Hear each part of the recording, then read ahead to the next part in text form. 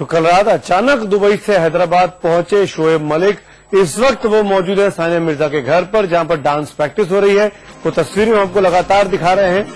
شادی کی تاریخیں ابھی صاف نہیں ہے, شادی کا وینیو صاف نہیں ہے, لیکن شعیب ملک پر کہیں نہ کہیں ایک طریقے سے قانونی شکنجہ بھی ان کو گھیرے کھڑا ہے. کوئی شعیب ملک کو کا یقین کرے تو کیسے کرے, دن بدلتا ہے تو ان کی باتیں بھی بدلنے لگتی ہیں. جو شعیب سریعام حیدرآباد کو اپنے سسرال اور عائشہ نام کی لڑکی کو اپنی پتنی کہہ چکے ہیں, وہ اب یہ کہہ رہے ہیں کہ انہوں نے تو صرف اس لڑکی کا دل رکھنے کے لیے شادی کی بات مانی تھی.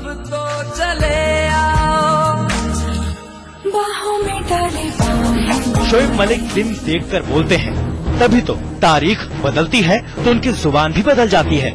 یہ وہی شعیب ملک ہیں جنہیں حیدرآباد بہت بھاتا تھا, کیونکہ 5 سال پہلے ہی یہ ان کی پتنی کا شہر ہوا کرتا تھا.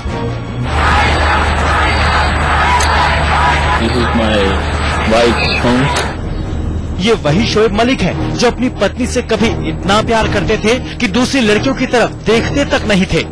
آپ لگ رہا ہے میری وائف سے مجھے مار پڑوائیں گے, لیکن میری شادی ہو چکی, میرا نکاح ہو چکا ہوا ہے اور وہ جدہ میں رہتے ہیں. ویسے وہ انڈیا حیدرآباد کے رہنے والے ہیں بیسیکلی, تو ان کا نام عائشہ ہے. اب ذرا سنیے شعیب ملک کا نیا بیان. جب ثانیہ سے شادی کی چرچا ہوئی اور عائشہ کا وواد اٹھا تو سنیے شعیب کا اس پر کیا جواب تھا. میری 2021 ہوگی اس ٹائم پہ, اور اس کے بعد یہ تھا کہ اس نے بولا ٹھیک ہے اگر ایسی کمٹمنٹ ہے, اگر آپ سچ کہہ رہے ہو تو ٹھیک ہے آپ میڈیا میں بولو کہ ہمارا نکاح ہو گیا. کوئی شخص صرف ایک لڑکی کے کہنے پر بنا نکاح کیے ہر جگہ اسے اپنی پتنی کہہ دے, یہ بات حجم نہیں ہوتی. اتنا بھولا تو کوئی ہو نہیں سکتا.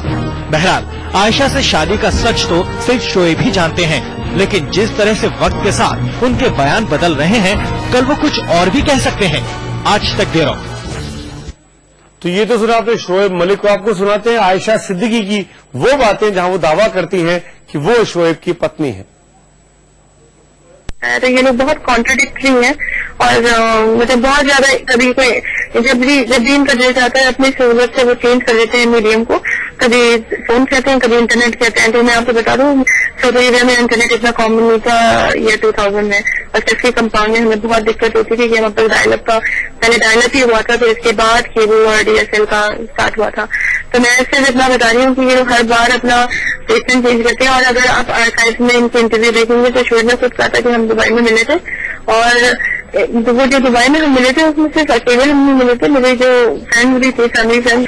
لیکن پہلے تو مجھے لگتا تھا کہ وہ میری ویٹ کی وجہ سے پریشان ہے, اور مجھے اور آنیسٹلی اسپیکنگ میں نے کوشش تو بہت کی. آپ لوگوں نے شاید دوسرے انٹرویو میں سنا ہے کہ میں نے سرجری بھی کرائی تھی, بلکہ اکیلے جا کے میں نے سرجری کرائی تھی دہلی اپولو میں. اور اس وقت جب ابو کا انتقال ہوا تھا, شعیب کے ابو جو تھے وہ بہت اچھے انسان تھے, اور جب تک وہ تھے شعیب کی لٹرلی ایسی کوئی ہمت نہیں تھی کہ وہ کچھ اس طرح کی حرکتیں کریں یا مجھے وہ میرے بہت سائڈ لیتے تھے اور بہت سویٹ سے انسان تھے. لیکن بعد میں جب ان کا انتقال ہو گیا تو وہ ساری چیزیں چینج ہوتی چلی گئی اور بیٹرنس بہت آ گئی تھی. ہر بات مجھ سے یہ کہا جاتا تھا کہ پتہ نہیں کہاں پھنس گیا ہوں, پتہ نہیں کون سی شکل ہے, پتہ نہیں کیا ہے, ایسی تمہاری اتنی کوئی. پہلے مجھے جب بات پتلے ہونے کی ہوتی تھی تو یہ کہتے تھے کہ ہاں تم جب پتلی ہوگی تو اچھی لگوگی, لیکن اب وہ کہتے ہیں اب تو نہیں کہی, مطلب جب بات خراب ہونے لگی تھی 2005 اینڈ اور 2006 کے جو بیچ کا دوران تھا, اس میں جب وہ کہتے تھے کہ وہ یہ نہیں کہتے تھے کہ تم پتلی ہوگی تو چاہیے, تو وہ مجھ سے یہ کہتے تھے تم پتلی نہیں ہوگی تو تم بالکل ایسی بچ کر لگوگی. تو میں سوچی تھی کہ میں ایک انسان کو کیا ہے جواب مجھے اتنا, لیکن پھر بھی میں بس یہ امید تھی کہ شاید ہو سکتا ہے بائی لوز مائی ویٹ تو وہ مجھے دوبارہ ایکسپٹ کریں گے, کیونکہ میرے پاس سوشل پریشر بھی بہت تھا.